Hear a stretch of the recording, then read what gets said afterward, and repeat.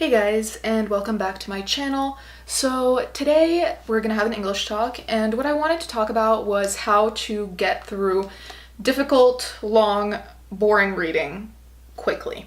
Now, I know that I said that in one of my classes we might end up covering this, and if that happens, I will update this video and give you the new techniques, but as of now, I figured I could give you my techniques and the ways that I get through dull, long, boring reading.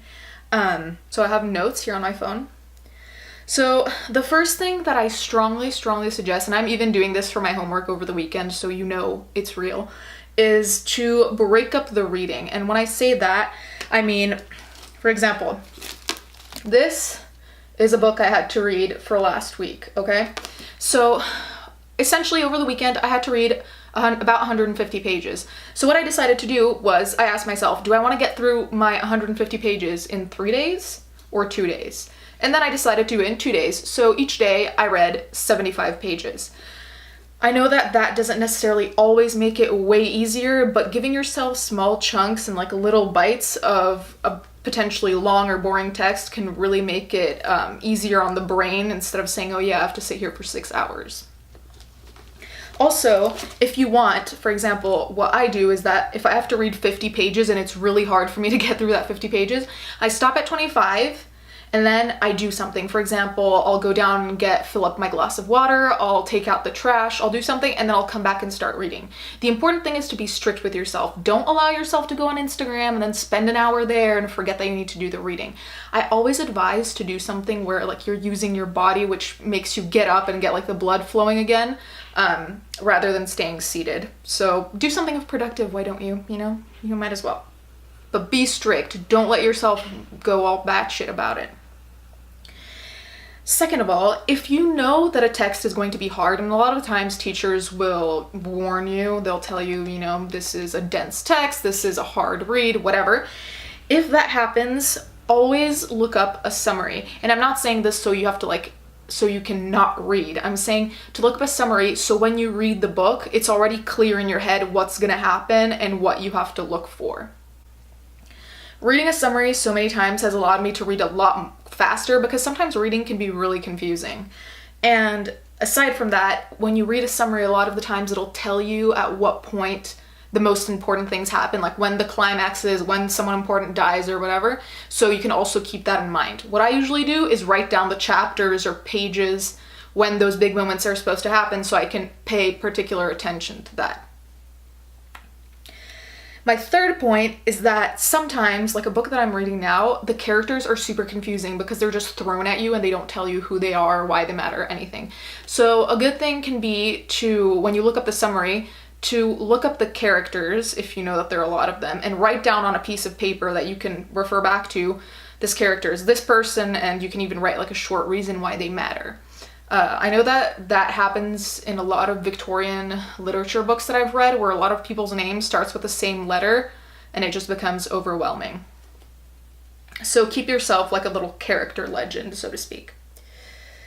Okay, if you see a passage going on about the same thing, skim it. And I'm not saying skip it, I'm saying skim it. For example, going back to my Victorian literature book, this book has so much description about setting and trees and nature, and that's cool for like a second, but after a while you're just like, okay, can we get to the story? So when I saw those passages, I'd quickly skim them and, nothing important was happening. It was just talking about fucking trees. So, whatever. Just be sure to see if there's a theme. For example, in a lot of Victorian books, a running theme is to really talk about nature and setting. If you find that there are themes like that aren't really all that important for you to focus on, make sure to skim them because they're not really worth your time. 5, if you're reading an academic paper or source, this is one that my graduate advisor told me, read the first paragraph and then read the last paragraph. And if it's required, if it's like a text that's required, you can read those two first, the first and last paragraph, so then when you go into reading like the body paragraphs, you already kind of know where the argument's gonna go. Whereas if you're looking through sources to decide if you're gonna use a source for a paper, read the first and last paragraph, and then from there you can decide whether it's a source worth of you looking into, because the conclusion will essentially tell you if it fits the narrative of your paper or not. And last of all, and I know this doesn't necessarily make reading faster, however, it makes reading more productive, and in a way it'll make any future work faster, and that is highlighting using tabs like this. And the reason I say that it'll make things faster later is because most of the time, if you're reading a book for a class, you're gonna have to refer to it in class or write a paper about it or do something with it. So what I do is each of these tabs stands for something different. And what I do is that I write a legend saying like what each color stands for. Now the important thing is that the color makes sense to you. It doesn't matter if it doesn't make sense to anyone else. For example, here, the yellows for me stand for situation and circumstance. To you that doesn't mean anything. To me that means description and situations that are pertinent to the Victorian era. This has helped me a lot actually, because when we're in class and we're talking about something specific or like a specific character, I can turn to color X that refers to character and I can find a bunch of the most important quotes, and therefore it helps me participate because I have something specific to say about some specific quote. So I definitely think those are the 6 most important things. Now,